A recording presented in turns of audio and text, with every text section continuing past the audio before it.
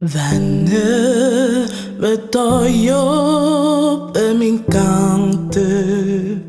Elle est une icône de la musique camerounaise. Âgée de 36 ans, Frédéric Otou Angona range son micro ce 24 avril 2023 des suites de maladie dans un centre hospitalier de Yaoundé, souffrante d'un mal dont elle ignore l'existence. Selon le diagnostic à l'hôpital, elle avait les problèmes de glycémie. Mais ça se trouve qu'elle-même, elle ne savait pas.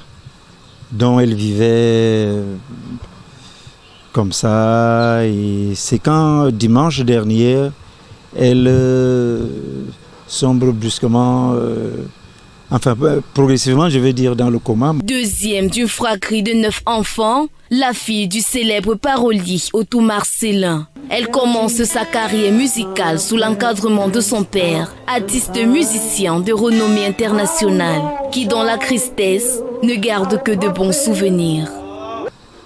Et les souvenirs, c'est les souvenirs d'un papa avec son enfant dès qu'il est né, de son cursus scolaire et puis ses activités artistiques.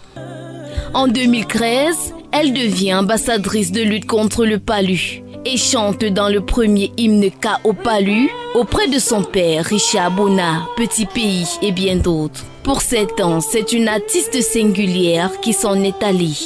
Pour moi, c'était une fille qui était très dynamique, une fille qui était travailleuse aussi. La dernière fois que je l'ai vue, ça fait moins de 2 mois, du côté de Nkolfoulou.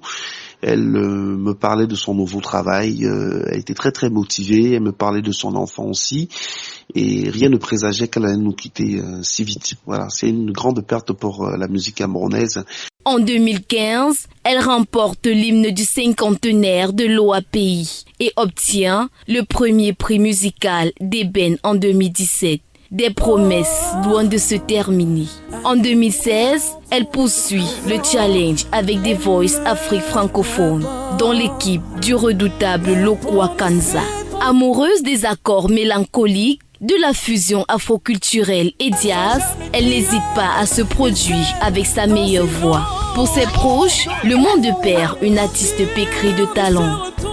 Socio-humanitaire, femme aux valeurs humaines. Frédéric Otou laisse sa famille en détresse et un enfant de 6 ans. L'immense talent s'en est allé.